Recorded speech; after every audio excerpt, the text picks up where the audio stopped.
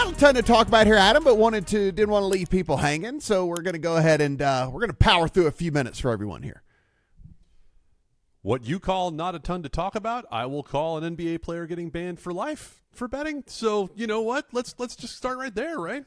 Yes, that is where we are going to kick things off. This is a story that we talked about a couple of weeks here on the program. It was something that was a kind of secondary of the topics for us when we were talking about the Ohtani and the Ohtani translator situation, but this was a real actual deal of the NBA getting into one of the players betting on games. And Adam, over the last couple of weeks, they did their investigation. Stuff has come out, and as we sit here this morning recording this on a Wednesday morning, fortunately we waited until we started right now because the news comes through that player in particular is going to be banned for life from the league.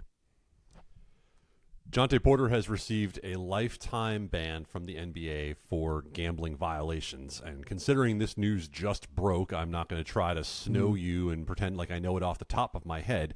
I'm going to read directly from Commissioner Adam Silver's statement. There's nothing more important than protecting the integrity of NBA competition for our fans, teams, and everyone associated with our sport, which is why Jontay Porter's blatant violations of our gaming rules are being met with the most severe punishment. While legal sports betting creates transparency that helps identify suspicious or abnormal activity, this matter also raises important issues about the sufficiency of our regulatory framework currently in place, including the types of bets offered on our games and players. Working closely with all relevant stakeholders across the industry, we will continue to work diligently to safeguard our league and our game. So, what did Jontay Porter do? There were multiple instances, according to this, of him betting on NBA games. He used someone else's account to do that. There are probably the worst of the allegations, which are part of this investigation, which are that Jontay Porter disclosed information about his health to someone known to be an NBA bettor, who then placed an $80,000 parlay involving Jontay Porter to win $1.1 million. And there are more details about this. We'll have more about it coming at LSR. Matt, at the time that this came out, you and I said innocent until proven guilty. However, the facts look pretty bad for Jontay Porter. It looked pretty obvious that what we knew at the time, that he had removed himself from 2 games early in which, at DraftKings, he was the most bet prop on the day, and it was unders that were being bet. We knew that looked like about as bad as it gets, and the NBA has responded in kind. Now, there's going to be the usual rush to judgment about what this means for the NBA, what this means for legal sports betting. We'll tell you the same sort of thing that we've told you before, which is that this is an example of the regulated market doing exactly what it's supposed to do, which is quickly identifying and then investigating and taking severe action against someone trying to compromise the integrity of games. This is as bad as it gets. Right? We cannot say any more than this is as bad as it gets for an individual player in the NBA. As Adrian Wojnarowski reported at ESPN, some of those bets that Jontay Porter made, even though they were not in games in which he was playing, were for the Raptors to lose. He bet on his own team to lose. Again, as bad as it gets. And that being said, the market did what it was supposed to do in catching it, and the NBA, when we talk about self-regulation, did what it was supposed to do in banning him for life. There was no half measure from Adam Silver here. He is banned for life, and to me, that speaks very well of the leagues recognizing, okay, this is one of those crystal clear moments in which you cannot leave any room for doubt if integrity is going to be protected. No, absolutely. And the other thing about this is this doesn't mean like for some of the stuff that I've seen out there and listen, does maybe it at least make this something that people think about a little bit more, maybe about gambling legalization. But what I will say is just because legalized gambling has happened in the United States does not mean that this could not have happened anyway, right? Like this is a deal in which if you have an NBA player who's willing to risk his career for a payday, there are ways to get down offshore with bookies, with whatever it might be. That does not mean that prevents this from happening. All it really does is, like you said, makes it come to light when it does happen. And it's stuff that can get caught, and it's stuff that can be looked at. And look, you and I said this a couple of weeks ago, but it's worth repeating again. This only happens with a player like Jontay Porter, right? A guy that was on a tiny little two-way contract deal or whatever, because again, even if this parlay, which they're saying possibly could have paid out $1.1 million, like, Adam, the players that matter that can actually change the outcome of a game are making 30, 40 million, 20, 30, 40 million dollars a year in the NBA. It's ridiculously lucrative for starters. And as you get to the very end of the bench, then yeah, there are dudes that are not making very much money, but it's a deal in which you're not getting anybody of any name whatsoever to do anything that they would throw a stat, right? That they wouldn't go out and try to perform and all that. And listen, does that lead to what we were talking about? Does that lead to player props only coming out for starters? Does that lead to whatever? I mean, maybe. And if it does, it does, right? But this is an always evolving thing that we're going through right now. And now that we've seen this occur, there will probably be measures taken further by either the league or by these sports books. And I'm fine with that.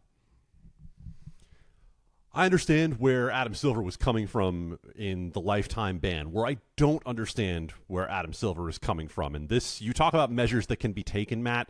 This is where I digress from Adam Silver. You can talk about how you want a clearer regulatory framework. There is no regulatory framework anywhere that would have changed this. You can say about what types of bets are offered, but let's not try to pretend that the growth of what we've seen in terms of the NBA's relationship with its betting partners would exist without prop bets, without same-game parlays. If you want to make money off this partnership, you are buying in on the idea of individual betting on your players, period. And so for Adam Silver to come out in this moment and try to pin it on anybody else but his own league is ridiculous. That part of this release I cannot get down with at all, because this is the NBA going back to the old kind of playbook that we saw the first couple of years of legal sports betting, when they were going around begging for integrity fees, when they were going around begging for official league data, claiming that somebody else had to do the job for them. Well, Matt, to the point you just made, if you believe that Jontay Porter is the first player to have done something like this in a major professional sport, you are naive, because I guarantee something like this has already happened in the offshore market. It might have happened 10 years ago. It might have happened 20 years ago. It might have happened 30 years ago. These things have been going on, but we have a regulatory structure set up to catch them at this point. Did the NBA catch Jontay Porter? Hell no, the NBA didn't catch Jontay Porter. The integrity monitoring system caught Jontay Porter. The people at the sports books caught Jontay Porter. So let's not pretend, if you're in Adam Silver's shoes, that this is a failure about what bet types are offered. I don't remember anyone in the NBA going around saying that they are not going to be down with prop bets being offered before now. That is a ridiculous notion. And if that's what the NBA truly wants, just get out of the business altogether. Because if you think that your benefits from regulated sports betting, the money that a FanDuel is willing to pay to partner with you, is going to exist, if you try to limit bets on that scale, then I think you might as well just call it a day. And Adam, listen, obviously we're industry advocates and all those things. So I know some people are going to listen to this like, oh, you guys are marks and you guys are like, I'm not. And I'm just speaking in truth here. I'm speaking in reality, which is the fact that, like, listen, you're not going to be able to prevent everything. Like, there are just bad people. There are bad dudes. There are people who are always looking for edges. They're always looking for people that are gaming the system. And that's not just in this industry. It's not just in sports betting, everything in life, right? I mean, how many insider trading things have gone through the stock market and all this stuff. And it's like people can't help themselves sometimes, right? And like they see something that they think is some sort of edge, and they can't say no. And so you sit and you look and you just have to say, this worked. There are going to be bad dudes. We caught the bad dude. There's going to be bad situations. We caught the bad situation. It's not a thing where you go in and you start to say like, oh, this has got to go now, or this is what, like, no, I mean, sometimes people are going to break the rules. You catch them breaking the rules, and then you lay down a punishment like Adam Silver did, and you ban the guy for life. And so now, unequivocally, does everyone know exactly what is going to go down if this ever happens in the future again, you know? And so I just think this is just something that was going to happen at some point somewhere along the way. I think it was dealt with appropriately. The bet got frozen. An investigation started immediately, and then they found out what went on, and they banned the guy and whatever. Like, I think everything worked. You know, everything worked. It did work the way it was supposed to work. And if you're listening to this right now and saying, "Wow, these guys just won't give it up," I'm gonna go back and say, this is as bad as it gets. Yeah, you have a player who not only removed himself from the game in order to affect bets, but he was telling people ahead of time what was going to happen. He was going and removing himself from the game, having told somebody who he knew that was an NBA bettor what was going to happen. This is as bad as it gets. This is someone actually rigging their performance to try to affect betting. That being said, it was caught, and it was punished in the appropriate way. Now, to talk about the leagues and their relationship with professional sports betting, yes, I shouldn't say professional, with legalized sports betting.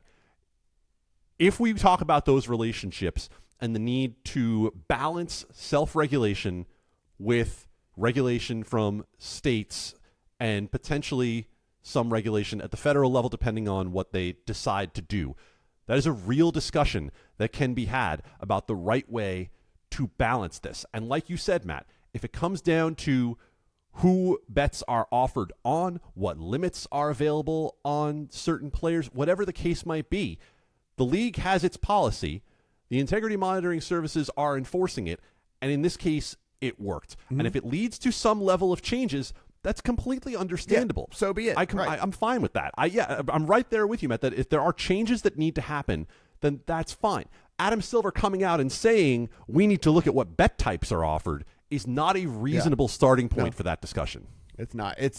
But again, guys, it's a deal where this was going to, you know, stuff like this was bound to happen because they're bad dudes. They're people who will always look for some sort of edge, always game the system. Remember, this wasn't just Porter. This was a bettor that was in cahoots with him. This was what, you know, who knows who else that was also part of all of this. They knew what was going down. They knew why they made that bet, you know. So it's multiple people here who are all trying to game the system and all that. And unfortunately, that's just stuff that we're going to have to deal with in life. And like I said, I think that this was handled appropriate.